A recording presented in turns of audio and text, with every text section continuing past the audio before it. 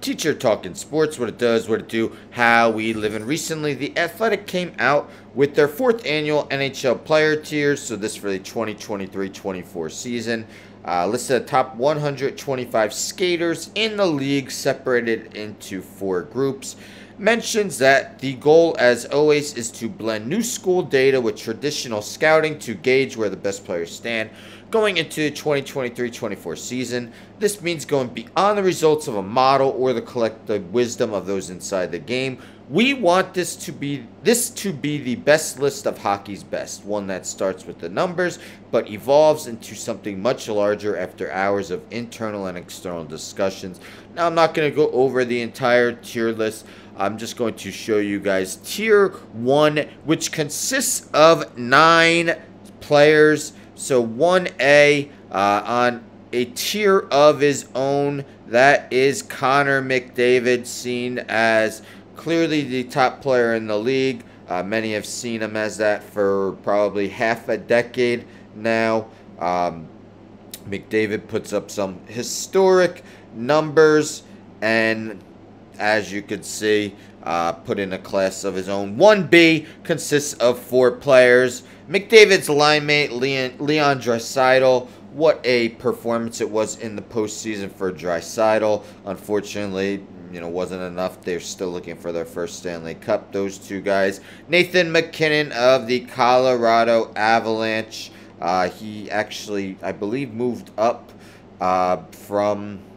No, he was 1B last year as well, but was 1A in 2020 and 2021.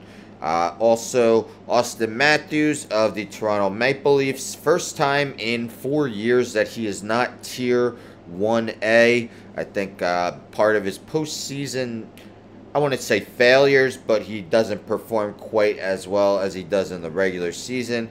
Cale Makar, seen by many as the best defenseman in hockey, did miss some time why he didn't really win the Norris Trophy this past season. And then 1C, 4 guys, the young Jack Hughes, just 22 years old, made the leap all the way from 3A last year to 1C going into this season. David Pastrnak of the Boston Bruins, one of the elite goal scorers in the NHL. This is actually his first time in tier 1. His best was tier 2A in 2020. Matthew Tkachuk of the Florida Panthers. What a first season it was for Tkachuk with Florida.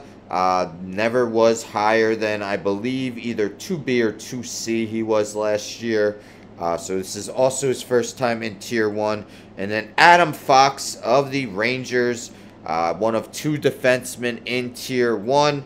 Was tier 2A in each of the past 2 seasons. So those are the 9 guys in tier 1. Do you agree that these are the 9 best skaters? Do you think that McDavid being alone in tier 1A is what these tier lists should do? Do you think anyone should be included with them?